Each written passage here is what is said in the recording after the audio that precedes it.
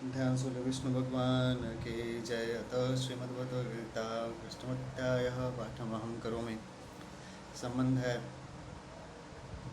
24वें 25वें श्लोक में जिस ध्यान योगी की उपरति का वर्णन किया गया। आगे के दो श्लोकों में उसकी अवस्था का वर्णन करते हुए उसके साधन का फल बताते हैं। प्रशांत मनसं ज्ञानम योगिनम सुखमुत्तमम उपैतिम शांतरसम ब्रह्मभूतम अकल्मषम जिसके सब पाप नष्ट हो गए हैं। शांत रजसम जिसका रजोगुण शांत हो गया है तथा प्रशांत मनसम जिसका मन सर्वथा शांत निर्मल हो गया है। ऐसे एनम मतलब इस ब्रह्मभूतम ब्रह्म रूप बने हुए योगिनम योगी को ही निश्चित ही उत्तमम उत्तम सात्विक सुखम मतलब सुख उपैति प्राप्त होता है। व्याख्या है प्रशांत मनसम ज्ञानम ब्रह्मभूतम कल्मषम जिसके संपूर्ण पाप नष्ट हो गए हैं, अर्थात तमोगुण और तमोगुण की अप्रकाश अप्रवृत्ति प्रमाद और मोह।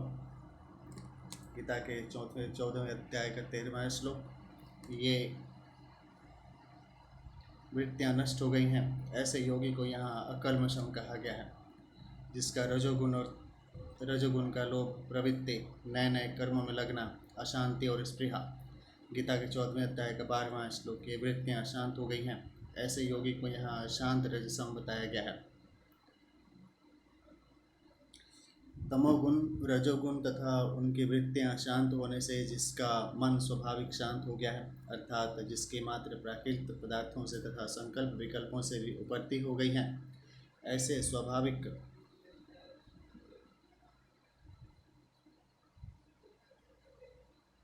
शांत मन वाले योगी को यहाँ प्रशांत मनसम कहा गया है। प्रशांत कहने का तात्पर्य है कि ध्यान योगी जब तक मन को अपना मानता है तब तक मन अभ्यास से शांत तो हो सकता है, पर प्रशांत अथवा सर्वथा शांत नहीं हो सकता। परंतु जब ध्यान योगी मन से भी उपराम हो जाता है, अर्थात मन को भी अपना नहीं मानता, मन से भी संबंध विच्छेद कर लेता है, तब मन में राग द्वेष न होने से उसका मन स्वाभाविक ही शांत हो जाता है। 25वें श्लोक में जिसकी उपरामता का वर्णन किया गया है, वही उपराम होने से पाप रहित शांत रजोगुण और प्रशांत मन वाला हुआ है। अतः उस योगी के लिए यहाँ एनम पद आया है। ऐसे ब्रह्म स्वरूप ध्यान योगी को स्वाभाविक ही उत्तम सुख अर्थात सात्विक सुख प्राप्त होता है। पहले 23वें श्लोक के उत्तरार्ध में जिस योग का निश्चय पूर्वक अभ्यास करने की आज्ञा दी गई थी, स निश्चयेन योक्तव्य, उस योग का अभ्यास करने वाले योगी को निश्चित ही सुख उत्तम सुख की प्राप्ति हो जाएगी। इसमें किंचित मात्र भी संदेह नहीं है। इस निसंदिग्धता को ही बताने के लिए यहाँ ही पद का प्रयोग हुआ है। सुखमुपैति कहने का तात्पर्य है कि जो योगी सबसे उपराम हो गया है, उसको उत्तम सुख की खोज नहीं करनी पड़ती। उस सुख की प्राप्ति के लिए उद्योग परिश्रम आदि नहीं करने पड़ते।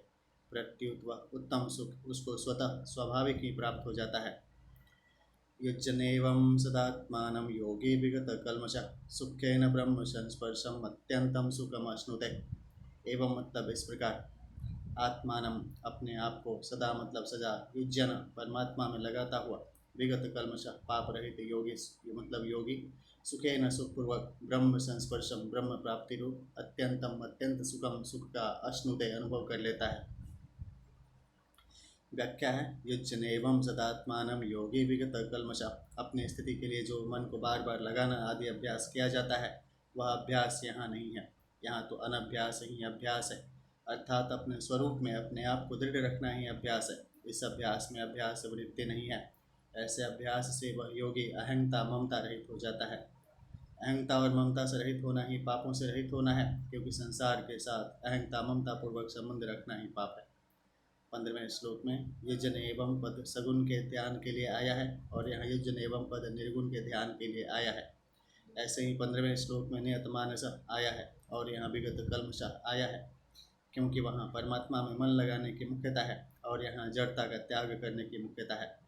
वहाँ तो परमात्मा का चिंतन करते करते मन सगुण परमात्मा में तल्लीन हो गया तो संसार स्वतः ही छूट गया, और यहाँ अहंता ममता रूप कल्मष से अर्थात संसार से सर्वथा संबंध विच्छेद करके अपने ध्येय परमात्मा में स्थित हो गया।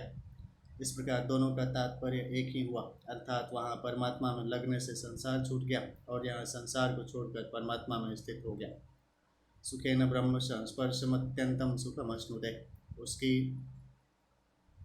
ब्रह्म के साथ जो अभिन्नता होती है उसमें मैंपन का संस्कार भी नहीं रहता, सत्ता भी नहीं रहती। यही सुखपूर्वक ब्रह्म का संस्पर्श करना है। जिस सुख में अनुभव करने वाला और अनुभव में आने वाले ये दोनों ही नहीं रहते वह अत्यंत सुख है। इस सुख को योगी प्राप्त कर लेता है। यह अत्यंत सुख, अक्षय सुख 5वें अध्याय का 21वां श्लोक और अत्यंतिक सुख 6ठे अध्याय का 21वां श्लोक यही परमात्मा तत्व रूप आनंद के वाचक हैं।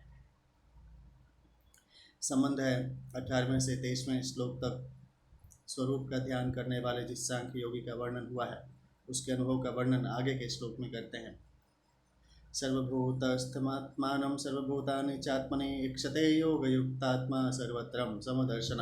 सर्वत्र मतलब सब जगह, समदर्शन अपने स्वरूप को देखने वाला, च यानी और योग युगात्मा ध्यान योग से युक्त अंतःकरण वाला सांख्य योगी आत्मानम अपने स्वरूप को सर्वभूतस्थम संपूर्ण प्राणियों में स्थित ईक्षते देखता है और सर्वभूतानि संपूर्ण प्राणियों को आत्मनि अपने स्वरूप में देखता है। व्याख्या है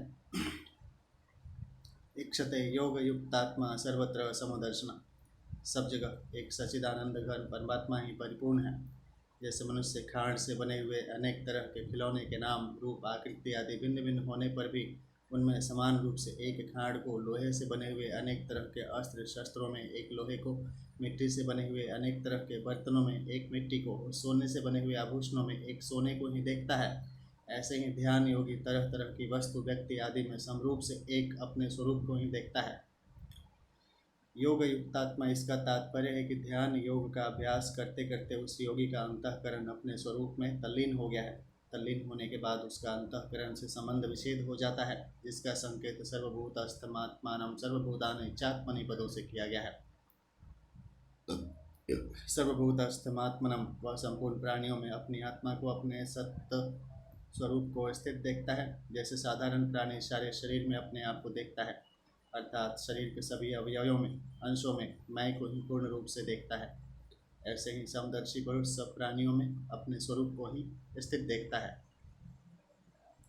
किसी को नींद में स्वप्न आए तो वह स्वप्न में स्थावर जंगम प्राणी पदार्थ देखता है, पर नींद खुलने पर वह स्वप्न की सृष्टि नहीं दिखती। अतः स्वप्न में स्थावर जंगम आदि सब कुछ स्वयं ही बना है। जागृत अवस्था में किसी जड़ या चेतन प्राणी पदार्थ की याद आती है तो वह मन से न दिखने लग जाता है और याद हटते ही वह सब दृश्य अदृश्य हो जाता है। अतः याद में सब कुछ अपना मन ही बना है। ऐसे ही ध्यान योगी संपूर्ण प्राणियों में अपने स्वरूप को स्थित देखता है। स्थित देखने का तात्पर्य है कि संपूर्ण प्राणियों में सत्ता रूप से अपना ही स्वरूप है। स्वरूप के सिवाय दूसरी कोई सत्ता ही नहीं है, क्योंकि संसार एक क्षण भी एक रूप नहीं रहता, प्रति प्रतिक्षण बदलता ही रहता है। संसार के किसी रूप को एक बार देखने पर अगर दोबारा उसको कोई देखना चाहे तो देख ही नहीं सकता, क्योंकि वह पहला रूप बदल गया। ऐसे परिवर्तनशील वस्तु, व्यक्ति आदि में योगी सत्ता रूप से अपरिवर्तनशील अपने स्वरूप को ही देखता है। सर्वभूतानि चात्मनि वह संपूर्ण प्राणियों को अपने अंतर्गत देखता है, अर्थात अपने सर्वगत असीम सच्चिदानंद घन स्वरूप में ही सभी प्राणियों को तथा सारे संसार को देखता है। जैसे एक प्रकाश के अंतर्गत लाल, पीला, काला, नीला आदि जितने रंग दिखते हैं वे सभी प्रकाश से ही बने हुए हैं और प्रकाश में ही दिखते हैं। और जैसे जितनी वस्तुएं दिखती हैं वे सभी सूर्य से ही उत्पन्न हुई हैं और सूर्य के प्रकाश में ही दिखती हैं। ऐसे ही वह योगी संपूर्ण प्राणियों को अपने स्वरूप से ही पैदा हुए, स्वरूप में ही लीन होते हुए और स्वरूप में ही स्थित देखता है। तात्पर्य है कि उसको जो कुछ दिखता है वह सब अपना स्वरूप ही दिखता है। इस श्लोक में प्राणियों में तो अपने को स्थित बताया है, पर अपने में प्राणियों को स्थित नहीं बताया। ऐसा कहने का तात्पर्य है कि प्राणियों में तो अपनी सत्ता है, पर अपने में प्राणियों की सत्ता नहीं है। कारण कि स्वरूप तो सदा एक रूप रहने वाला है, पर प्राणी उत्पन्न और नष्ट होने वाले हैं। इस श्लोक का तात्पर्य यह हुआ कि व्यवहार में तो प्राणियों के साथ अलग अलग बर्ताव होता है, परंतु अलग अलग बर्ताव होने पर भी उस समदर्शी योगी की स्थिति में कोई फर्क नहीं पड़ता। संबंध है भगवान ने 14वें 15वें श्लोकों में सगुण साकार का ध्यान करने वाले जिस भक्ति योगी का वर्णन किया था उसके अनुभव की बात आगे के श्लोक में कहते हैं। यो मां पश्यति सर्वत्रं सर्वं च मयि पश्यतिं तस्याहं न प्रणश्यामि स च मे न प्रणश्यति। यह मतलब जो भक्त सर्वत्र मतलब सब में, माम मतलब मुझे, पश्यति देखता है, च यानी और मई मतलब मुझ में, सर्वम सबको, पश्यति देखता है, तस्य उसके लिए, अहम मतलब मैं, न प्रणश्यामि अदृश्य नहीं होता, च यानी और, सह मतलब वह, मे मतलब मेरे लिए, न प्रणश्यति अदृश्य नहीं होता। व्याख्या है, यो माम पश्यति सर्वत्र, जो भक्त सब देश काल वस्तु व्यक्ति पशु पक्षी देवता यक्ष राक्षस पदार्थ परिस्थिति घटना आदि में मेरे को देखता है। जैसे ब्रह्मा जी जब बछड़ों और ग्वाल बालों को छुड़ा कर ले गए, तब भगवान श्री कृष्ण स्वयं ही बछड़े और ग्वाल बाल बन गए। बछड़े और ग्वाल बाल ही नहीं, प्रत्युत उनके बेंत सींग बांसुरी वस्त्र आभूषण आदि भी भगवान स्वयं ही बन गए। यह लीला 1 वर्ष तक चलती रही, पर किसी को इसका पता नहीं चला। बछड़ों में से कई बछड़े तो केवल दूध ही पीने वाले थे, इसलिए वे घर पर ही रहते थे, और बड़े बछड़ों को भगवान श्री कृष्ण अपने साथ वन में ले जाते थे। एक दिन दादा बलराम जी ने देखा कि छोटे बछड़े वाली गायें भी अपने पहले के बड़े बछड़ों को देखकर उनको दूध पिलाने के लिए हुंकार मारती हुई दौड़ पड़ी। बड़े गोपों ने उन गायों को बहुत रोका, पर वे रुकी नहीं। इससे गोपों को उन गायों पर बहुत गुस्सा आ गया, परंतु जब उन्होंने अपने अपने बालकों को देखा, तब उनका गुस्सा शांत हो गया और स्नेह उमड़ पड़ा। वे बालकों को हृदय से लगाने लगे, उनका माथा सूंघने लगे। इस लीला को देखकर दाऊ दादा ने सोचा कि यह क्या बात है। उन्होंने ध्यान लगाकर देखा तो उनको बछड़ों और ग्वाल बालों के रूप में भगवान श्री कृष्ण ही दिखाई दिए। ऐसे ही भगवान का सिद्ध भक्त सब जगह भगवान को ही देखता है, अर्थात उनकी दृष्टि में भगवत सत्ता के सिवाय दूसरी किंचित मात्र भी सत्ता नहीं रहती। सर्वं च मयि पश्यति, और जो भक्त देश काल वस्तु व्यक्ति घटना परिस्थिति आदि को मेरे ही अंतर्गत देखता है। जैसे गीता का उपदेश देते समय अर्जुन के द्वारा प्रार्थना करने पर भगवान अपना विश्व रूप दिखाते हुए कहते हैं कि चराचर सारे संसार को मेरे एक अंश में स्थित देख। यह एक स्तम जगत कृतस्नम पश्याद्यम सचराचरम मम देह। 11वें अध्याय का 7वां। तो अर्जुन भी कहते हैं कि मैं आपके शरीर में संपूर्ण प्राणियों को देख रहा हूँ। पश्यामि देवास्तवम देव देहे सर्वस्तथा भूत विशेष संज्ञान। 11वें अध्याय का 15वां। यहाँ व्याख्या है, यावत् सपवत सकाल्पकवापुर यावत् करांग्रयादिकं यावद्यष्टि विषाणवेणुदलशिख यावद्विभूषाम्बरम् यावच्छिरीलगुणाविधाकृति वयो यावद्विहारादिकं सर्वं विष्णुमयं गिरोऽङ्गवदजः सर्वस्वरूपो बभौ। श्रीमद्भगवद्गीता का 10वें अध्याय का 13वां 19 है। वे बालक और बछड़े संख्या में जितने थे, जितने छोटे छोटे उनके शरीर थे, उनके हाथ पैर आदि जैसे जैसे थे, उनके पास जितनी और जैसे छड़ियाँ सींग बांसुरी पत्ते और छीके थे, जैसे और जितने वस्त्राभूषण थे, उनके शील स्वभाव गुण नाम रूप और अवस्थाएं जैसी थी। जिस प्रकार वे खाते पीते चलते आते थे, ठीक वैसे ही और उतने ही रूपों में सर्वस्वरूप भगवान श्री कृष्ण प्रकट हो गए। उस समय यह संपूर्ण जगत विष्णु रूप है, यह वेदवाणी मानो मूर्तिमती होकर प्रकट हो गई। ऐसी बात यहाँ पे आई। संजय ने भी कहा कि अर्जुन ने भगवान के शरीर में सारे संसार को देखा। तत्रैकस्थं जगतकृतस्नं प्रविभक्तमनेकधा। 11वें अध्याय का 13वां।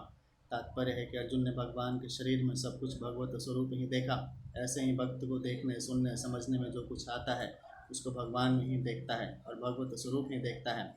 तस्याहं न प्रणश्यामि, जब भक्त सब जगह मुझे ही देखता है तो मैं उससे कैसे छिपूँ, कहाँ छिपूँ और किसके पीछे छिपूँ। इसलिए मैं उस भक्त के लिए अदृश्य नहीं रहता, अर्थात निरंतर उसके सामने ही रहता हूँ। सचमे न प्रणश्यति, जब भक्त भगवान को सब जगह देखता है तो भगवान भी भक्त को सब जगह देखते हैं, क्योंकि भगवान का यह नियम है कि जो जिस प्रकार मेरी शरण लेते हैं, मैं भी उसी प्रकार उनको आश्रय देता हूँ। ये यथा मां प्रपद्यन्ते तांस्तथा एवं भजाम्यहम्। गीता के 4 अध्याय का 11वां। तात्पर्य है कि भक्त भगवान के साथ घुल मिल जाते हैं, भगवान के साथ उनकी आत्मीयता एकता हो जाती है, अतः भगवान अपने स्वरूप में उनको सब जगह देखते हैं। इस दृष्टि से भक्त भी भगवान के लिए कभी अदृश्य नहीं होता। यहाँ शंका होती है कि भगवान के लिए तो कोई भी अदृश्य नहीं है। वेदाहम समातीतानि वर्तमानानि चार्जुनम भविष्याणि च भूतानि। गीता के 7वें अध्याय का 24वां श्लोक आएगा। फिर यहाँ केवल भक्त के लिए ही वह मेरे लिए अदृश्य नहीं होता, ऐसा क्यों कहा है? इसका समाधान है कि यद्यपि भगवान के लिए कोई भी अदृश्य नहीं है, तथापि जो भगवान को सब जगह देखता है, उसके भाव के कारण भगवान भी उसको सब जगह देखते हैं। परंतु जो भगवान से विमुख होकर संसार में आसक्त है, उसके लिए भगवान अदृश्य रहते हैं। नाहम प्रकाशः सर्वस्यम। गीता के 7वें अध्याय का 25वां। अतः उसके भाव के कारण वह भी भगवान के लिए अदृश्य रहता है। जितने अंश में उसका भगवान के प्रति भाव नहीं है उतने अंश में वह भगवान के लिए अदृश्य रहता है। ऐसे ही बात भगवान ने 9वें अध्याय में भी कही है कि मैं सब प्राणियों में समान हूँ, न तो कोई मेरा द्वेषी है और न कोई प्रिय है, परंतु जो भक्तिपूर्वक मेरा भजन करते हैं वे मेरे में हैं और मैं उनमें हूँ। प्रेम से विष्णु भगवान की जय। परिशिष्ट भाव है। पूर्व श्लोक में आत्मज्ञान की बात कहकर अब भगवान परमात्मा ज्ञान की बात कहते हैं। ध्यान योग के किसी साधक में ज्ञान के संस्कार रहने से विवेक की मुख्यता रहती है और किसी साधक में भक्ति के संस्कार रहने से श्रद्धा विश्वास की मुख्यता रहती है। अतः ज्ञान के संस्कार वाला ध्यान योगी विवेक पूर्वक आत्मा का अनुभव करता है। सर्वभूतस्थमात्मानं सर्वभूतानि चात्मनि, गीता के 29वां। और भक्ति के संस्कार वाला ध्यान योगी श्रद्धा विश्वास पूर्वक परमात्मा का अनुभव करता है। यो मां पश्यति सर्वत्रं सर्वं च मयि पश्यति। यो मां पश्यति सर्वत्र पदों का भाव है कि जो मेरे को दूसरों में भी देखता है और अपने में भी देखता है। सर्वं च मयि पश्यति पदों का भाव है कि जो दूसरों को भी मेरे में देखता है और अपने को भी मेरे में देखता है। जैसे सब जगह बर्फ़ ही बर्फ़ पड़ी हो तो बर्फ़ कैसे छिपेगी, बर्फ़ के पीछे बर्फ़ रखने पर भी बर्फ़ ही दिखेगी। ऐसे ही जब सब रूपों में एक भगवान ही हैं तो फिर वे कैसे छिपें, कहाँ छिपें और किसके पीछे छिपें, क्योंकि परमात्मा के सिवाय दूसरी सत्ता है ही नहीं। परमात्मा में शरीर और शरीरी, सत्य और असत, जड़ और चेतन, ईश्वर और जगत, सगुण और निर्गुण, साकार और निराकार आदि कोई विभाग है नहीं। उस एक में ही अनेक विभाग हैं और अनेक विभागों में वह एक ही है। वह विवेक विचार का विषय नहीं, प्रत्युत श्रद्धा विश्वास का विषय है। अतः सब कुछ परमात्मा ही है। इसको साधक श्रद्धा विश्वास पूर्वक मान ले, स्वीकार कर ले। दृढ़ता से मानने पर फिर वैसा ही अनुभव हो जाएगा। साधक पहले परमात्मा को दूर देखता है, फिर नज़दीक देखता है, फिर अपने में देखता है और फिर केवल परमात्मा को ही देखता है। कर्मयोगी परमात्मा को नज़दीक देखता है, ज्ञान योगी परमात्मा को अपने में देखता है और भक्ति योगी सब जगह परमात्मा को ही देखता है। संबंध है भगवान ध्यान करने वाले सिद्ध भक्ति योगी के लक्षण बताते हैं। सर्वभूतस्थितं यो मां भजत्येकत्वमास्थितः सर्वथां वर्तमानोऽपि स योगे मयि वर्तते। एकत्वम मुझ में एक ही भाव से स्थित हुआ, यह मतलब जो, योगी मतलब भक्ति योगी, सर्वभूत स्थितम संपूर्ण प्राणियों में स्थित, माम मतलब मेरा, भजति भजन करता है, सह मतलब वह, सर्वथा सब कुछ, वर्तमान वर्ताव करता हुआ, अपि मतलब भी, मई मतलब मुझ में ही, वर्तते वर्ताव कर रहा है, अर्थात वह नित्य निरंतर मुझ में ही स्थित है। व्याख्या है। एकत्वमास्थित। पूर्व श्लोक में भगवान ने बताया था कि जो मेरे को सब में और सबको मेरे में देखता है उसके लिए मैं अदृश्य नहीं होता और वह मेरे लिए अदृश्य नहीं होता। अदृश्य क्यों नहीं होता? कारण कि संपूर्ण प्राणियों में स्थित मेरे साथ उसकी अभिन्नता हो गई है, अर्थात मेरे साथ उसका अत्यधिक प्रेम हो गया है। अद्वैत सिद्धांत में तो स्वरूप से एकता होती है, पर यहाँ वैसी एकता नहीं है। यहाँ द्वैत होते हुए भी अभिन्नता है, अर्थात भगवान और भक्त दिखने में तो दो हैं पर वास्तव में एक ही हैं। जैसे पति और पत्नी दो शरीर होते हुए भी अपने को अभिन्न मानते हैं, दो मित्र अपने को एक ही मानते हैं क्योंकि अत्यंत स्नेह होने के कारण वहाँ द्वैत बना नहीं रहता। ऐसे ही जो भक्ति योग का साधक भगवान को प्राप्त हो जाता है, भगवान में अत्यंत स्नेह होने के कारण उसकी भगवान से अभिन्नता हो जाती है। इससे अभिन्नता को यहाँ एकत्वमास्थित पद से बताया गया है। सर्वभूतस्थम यो मां भजते। सब देश काल वस्तु व्यक्ति घटना परिस्थिति आदि में भगवान ही परिपूर्ण है, अर्थात संपूर्ण चराचर जगत भगवत स्वरूप ही है। वासुदेव सर्वम शास्त्र में अध्याय का 19वां यही उसका भजन है। सर्वभूत स्थितम पद से ऐसा असर पड़ता है कि भगवान केवल प्राणियों में ही स्थित हैं, परंतु वास्तव में ऐसी बात नहीं है। भगवान केवल प्राणियों में ही स्थित नहीं है, प्रत्युत संसार के कण कण में परिपूर्ण रूप से स्थित हैं। जैसे सोने के आभूषण सोने से ही बनते हैं, सोने में ही स्थित रहते हैं और सोने में ही उनका पर्यावसान होता है, अर्थात सब समय एक सोना ही सोना है। परंतु लोगों की दृष्टि में आभूषणों की सत्ता अलग प्रतीत होने के कारण उनको समझाने के लिए कहा जाता है कि आभूषणों में सोना ही है। ऐसे ही सृष्टि के पहले, सृष्टि के समय और सृष्टि के बाद एक परमात्मा ही परमात्मा है, परंतु लोगों की दृष्टि में प्राणियों और पदार्थों की सत्ता अलग प्रतीत होने के कारण उनको समझाने के लिए कहा जाता है कि सब प्राणियों में एक परमात्मा ही है, दूसरा कोई नहीं है। इसी वास्तविकता को यहाँ सर्वभूत स्तम माम पदों से कहा गया है। सर्वथा वर्तमानोपिम स योगी मयि वर्तते। शास्त्र और वर्ण आश्रम की मर्यादा के अनुसार खाते पीते सोते जागते उठते बैठते आदि सभी क्रियाएं करते हुए मेरे में ही बरतता है, मेरे में ही रहता है। कारण कि जब उसकी दृष्टि में मेरे सिवाय दूसरी कोई सत्ता ही नहीं रही, तो फिर वह जो कुछ बर्ताव करेगा उसको कहाँ करेगा, वह तो मेरे में ही सब कुछ करेगा। 13वें अध्याय के ज्ञान योग के प्रकरण में भगवान ने यह बताया कि सब कुछ बर्ताव करते हुए भी उसका फिर जन्म नहीं होता। सर्वथा वर्तमानोऽपि न स भूयो अभिजायते, 13वें अध्याय का 23वां है। और यहाँ भगवान ने बताया है कि सब कुछ बर्ताव करते हुए भी वह मेरे में ही रहता है। इसका तात्पर्य यह है कि वहाँ संसार से संबंध विच्छेद होने की बात है और यहाँ भगवान के साथ अभिन्न होने की बात है। संसार से संबंध विच्छेद होने पर ज्ञान योगी मुक्त हो जाता है और भगवान के साथ अभिन्नता होने पर भक्त प्रेम के एक विलक्षण रस का आस्वादन करता है जो अनंत और प्रतिक्षण वर्धमान है। यहाँ भगवान ने कहा है कि वह योगी मेरे में बर्ताव करता है, अर्थात मेरे में ही रहता है। इस पर शंका होती है कि अन्य प्राणी भगवान में नहीं रहते। इसका समाधान यह है कि वास्तव में संपूर्ण प्राणी भगवान में ही बरतते हैं। ज्ञान में तो दो होकर एक होते हैं, पर भक्ति में प्रेम के विलक्षण आनंद का आदान प्रदान करने के लिए, प्रेम का विस्तार करने के लिए एक होकर दो हो जाते हैं। जैसे भगवान श्री कृष्ण और श्री जी एक होकर भी दो हैं, भगवान में ही रहते हैं, परंतु उनके अंतःकरण में संसार की सत्ता और महत्ता रहने से वे भगवान में अपनी स्थिति जानते नहीं, मानते नहीं। अतः भगवान में बरतते हुए भी, भगवान में रहते हुए भी उनका बर्ताव संसार ही हो रहा है, अर्थात उन्होंने जगत में अहंता ममता करके जगत को धारण कर रखा है। या यही दम धार्यते जगत, गीता के 7वें अध्याय का 5वां। वे जगत को भगवान का स्वरूप न समझकर, अर्थात जगत समझकर बर्ताव करते हैं। वे कहते भी हैं कि हम तो संसारी आदमी हैं, हम तो संसार में रहने वाले हैं, परंतु भगवान का भक्त इस बात को जानता है कि यह सब संसार वासुदेव रूप है। अतः वह भक्त हरदम भगवान में ही रहता है और भगवान में ही बर्ताव करता है। परिशिष्ट भाव है, भक्त संपूर्ण जगत को परमात्मा का ही स्वरूप देखता है। उसके दृष्टि में एक परमात्मा के सिवाय और किसी की सत्ता नहीं रहती। उसके लिए दृष्टा, दृश्य और दर्शन तीनों ही परमात्मा स्वरूप हो जाते हैं। वासुदेव सर्वम, गीता के 7वें अध्याय का 19वां। इसलिए जैसे गंगा जल से गंगा का पूजन किया जाए, ऐसे ही उस भक्त का सब बर्ताव परमात्मा में ही होता है। जैसे शरीर में तदात्म्य वाला व्यक्ति सब क्रिया करते हुए शरीर में ही रहता है, ऐसे ही भक्त सब क्रिया करते हुए भी परमात्मा में ही रहता है। आगे 13वें अध्याय में भगवान ने ज्ञान योगी के लिए कहा है, सर्वथा वर्तमानोऽपि न स भूयो अभिजायते, 13वें अध्याय का 23वां। और यहाँ भक्त के लिए कहा है, सर्वथा वर्तमानोऽपि स योगी मयि वर्तते। तात्पर्य यह हुआ कि ज्ञान मार्ग में तो जन्म मरण मिट जाता है, मुक्ति हो जाती है, पर भक्ति मार्ग में जन्म मरण मिटकर भगवान से अभिन्नता होती है, आत्मीयता होती है। इस भाव को गीता में इस प्रकार भी कहा गया है, तस्याहं न प्रणश्यामि स च मे न प्रणश्यति, 6ठे अध्याय का 30वां। प्रियो हि ज्ञानिनो अत्यर्थमहं स च मम प्रियः, 7वें अध्याय का 17वां। ज्ञानी त्वात्मैव मे मत्तं, 7वें अध्याय का 18वां। ये भजन्ति तु मां भक्त्या मयि ते शुचाप्यां, 9वें अध्याय का 29वां।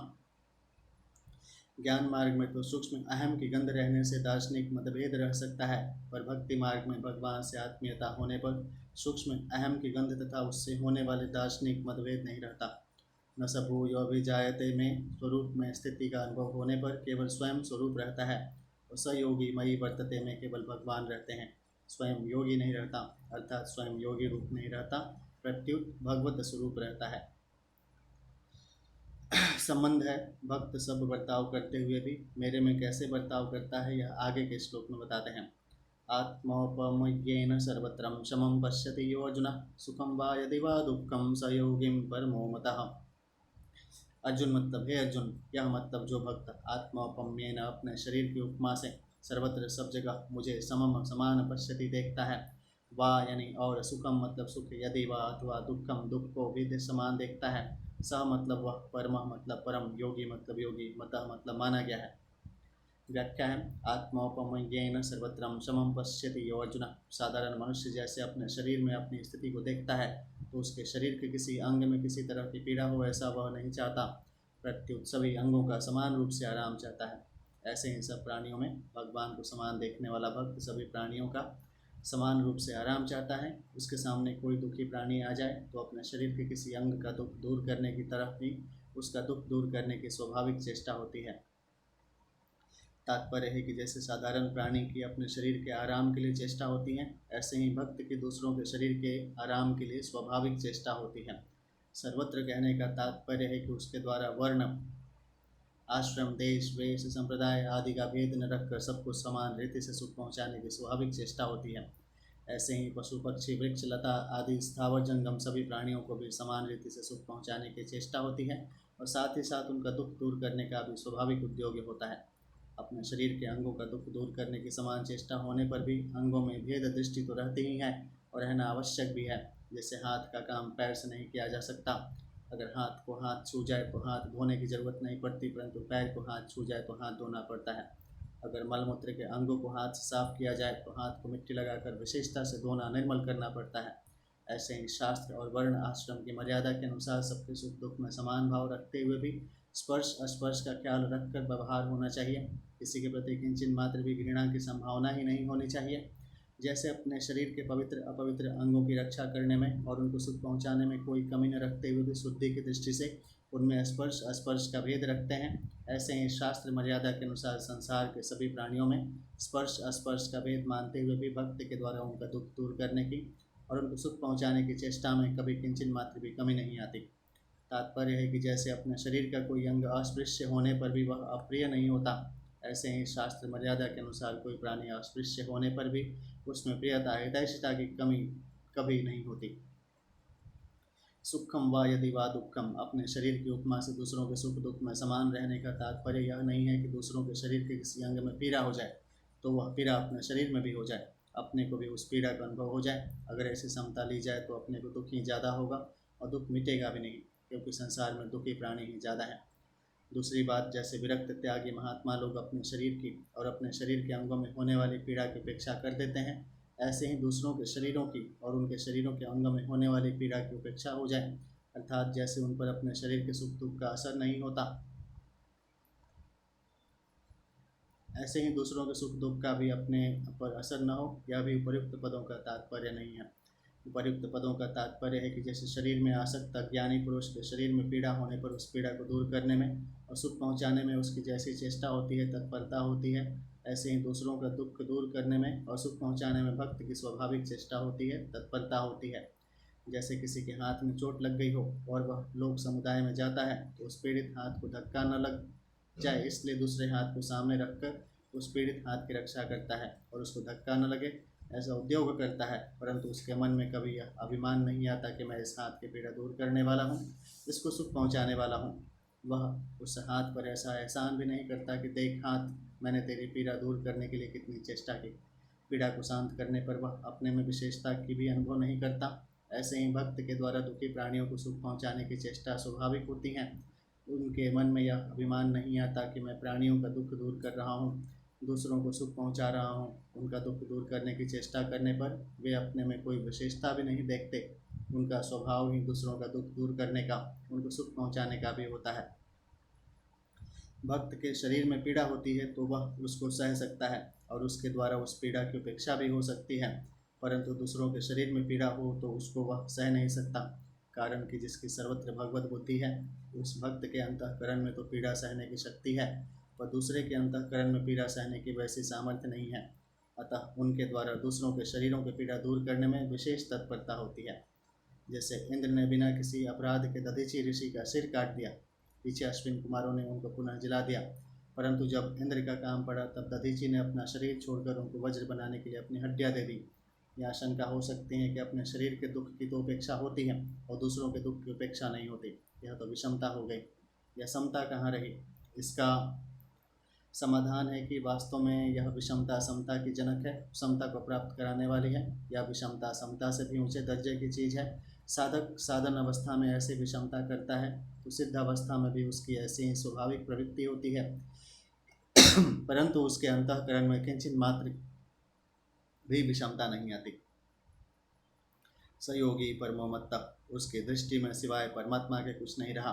वह नित्य योग परमात्मा के नित्य संबंध और नित्य समता में स्थित रहता है, कारण कि सर्वत्र भगवत बुद्धि होने से उसका परमात्मा से कभी वियोग होता ही नहीं और वह सभी अवस्थाओं तथा परिस्थितियों में एक रूप ही रहता है। अतः वह मुझे परम योगी मान्य है। परिशिष्ट भाव है, जैसे साधारण मनुष्य शरीर में अपने को देखता है, शरीर के किसी भी अंग की पीड़ा न चाह कर, किसी भी अंग से द्वेष न करके सब अंगों को समान रूप से अपना मानता है, ऐसे ही भक्त संपूर्ण प्राणियों में अपने अंशी भगवान को देखता है और सबका दुख दूर करने तथा सुख पहुँचाने की समान रूप से स्वाभाविक चेष्टा करता है। वह वस्तु योग्यता और सामर्थ्य को अपने न मानकर भगवान की मानता है। जैसे गंगा जल से गंगा का पूजन किया जाए, दीपक से सूर्य का पूजन किया जाए, ऐसे ही भक्त भगवान की वस्तु को भगवान की सेवा में अर्पित करता है। त्वत्यम वस्तु गोविंदम तुभ्यमेवं समर्पय। जैसे शरीर के सब अंगों से यथा योग्य व्यवहार करते हुए भी उनमें आत्मबुद्धि एक ही रहती है तथा उन अंगों की पीड़ा दूर करने तथा उनको सुख पहुँचाने की चेष्टा भी समान ही रही है, ऐसे ही जैसा देव वैसी पूजा के अनुसार ब्राह्मण और चांडाल, साधु और कसाई, गाय और कुत्ता आदि सबसे शास्त्र मर्यादा के अनुसार यथा योग्य व्यवहार करते हुए भी भक्त की भगवत बुद्धि में तथा उनका दुख दूर करने और उनको सुख पहुँचाने की चेष्टा में कोई अंतर नहीं आता।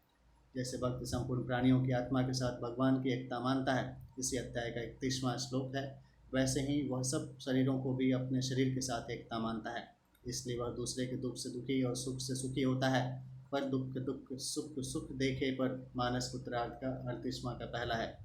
वह अपने शरीर के सुख दुख की तरह सबके सुख दुख को अपना ही सुख दुख समझता है। दूसरे के दुख से दुखी होने का तात्पर्य खुद दुखी होना नहीं है, प्रत्युत दूसरे का दुख दूर करने की चेष्टा करना है। इसी तरह खुद सुखी होने के लिए दूसरों का दुख दूर नहीं करना है, प्रत्युत करुणा करके दूसरों को सुखी करने की चेष्टा करना है। तात्पर्य है कि खुद सुख का भोग नहीं करना है, प्रत्युत दूसरे का दुख दूर हो गया, वह सुखी हो गया, इसको लेकर प्रसन्न होना है। आँख और पैर का भेद इतना है कि आँखों से देखते हैं और पैरों से चलते हैं। आँख ज्ञानेंद्रिय है और पैर कर्मेंद्रिय है। इतना भेद होते हुए भी अभिन्नता इतनी है कि कांटा पैर में लगता है, आंसू आँखों में आ जाते हैं और मिट्टी आँख में पड़ती है, लड़खड़ाते पैर हैं। तात्पर्य है कि हम शरीर को संसार से और संसार को शरीर से अलग नहीं कर सकते। इसलिए अगर हम शरीर की परवाह करते हैं तो वैसे ही संसार की भी परवाह करें, और अगर संसार की बेपरवाह करते हैं तो वैसे ही शरीर की भी बेपरवाह करें। दोनों बातों में चाहे कोई मान ले, इसी में ईमानदारी है। ध्यान सुन विष्णु भगवान की जय। अब संबंध है, जिस समता की प्राप्ति सांख्य और कर्म योग के द्वारा होती है, उसी समता की प्राप्ति ध्यान योग के द्वारा भी होती है। इसको भगवान ने 10वें श्लोक से 29वें श्लोक तक बताया है। अब अर्जुन ध्यान योग से प्राप्त समता को लेकर आगे के 2 श्लोक में अपनी मान्यता प्रकट करते हैं। ध्यान शूली विष्णु भगवान की जय। ओम ऐं ह्रीं क्लीं चामुण्डाय विद्महे, ओम ग्लौं हुं क्लीं जुं सः ज्वालाय ज्वालाय ज्वल ज्वल प्रज्वल प्रज्वलाय, ऐं ह्रीं क्लीं चामुण्डाय विद्महे ज्वलहं शं लं चं फट् स्वाहम्। कर्पूरगौरं करुणावतारं संसारसारं भुजेन्द्रहारं सदा वसन्तं हृदयारविन्दुभवं भवामि सहितं नमामि। त्वमेव माता च पिता त्वमेव बन्धुः च सखा त्वमेव विद्याधरुणं त्वमेव सर्वं मम देवदेवम्। आज्यं च ज्योतिसमायुक्तं च भारतिसमायुक्तं दीपानां योजितं मया दीपं गृहाणदेवेशं त्रैलोक्यं तमिरापहम्। तुभ्यं वस्तु गोविंदं तुभ्यमेवं समर्पयामि। हरिः ओम्। ओम दुर्गाय नमः। रोगानशेषान्नपहांसि तुष्टारुष्टातु कामान् सकलान् विष्टान्। त्वमाश्रितानां च विपन्नराणां त्वमाश्रितां या श्रवतां प्रयान्तिम्। ओम सर्वबाधाप्रशमनं त्रैलोक्यस्वखिलेश्वरी एवमेव त्वया कार्यम् अस्मद्वैरिविनाशनम्। सर्वमंगलमांगल्ये शिवे सर्वार्थसाधिके शरण्ये त्र्यंबके गौरी नारायणी नमोस्तुते। ध्यान सुले विष्णु भगवान की जय। ओम दुर्गा माता की जय। शंकर भगवान की जय। विष्णु भगवान की जय। श्री रामचंद्र की जय। श्री सरस्वती माता की जय। श्री पृथ्वी माता की जय। हरि ओम। ओम विष्णु नमः।